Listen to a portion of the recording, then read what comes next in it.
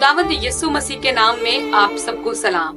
Bible मुकद्दस खुदा के नामों में से एक नाम हय्युल कय्यूम बयान करती है, जिसके मानी है खुदा हमेशा तक जिंदा और कायम रहने वाली जात है। दानियल की किताब उसका 4 बाब और उसकी 34वीं आयत मुकद्दसा में लिखा है, खुदा की जो हय्युल कय्यूम है हमदो सना हो, जिसकी सल्तनत अब्दी और जिसकी ममलिकत पुश्त दर पुश्त रहती है। आमीन। मेरे अजीजों, कलाम खुदा को हय्युल कय्यूम के तौर पर बयान करता है, जिसकी मानी है खुदा हमेशा तक जिंदा रहने वाली जात है और कायम रहने वाली जात है। लफ्ज हय्युल कय्यूम खुदा की अब्दियत की तरफ इशारा करते हैं कि वो हमेशा से था और हमेशा तक रहने वाली जात है।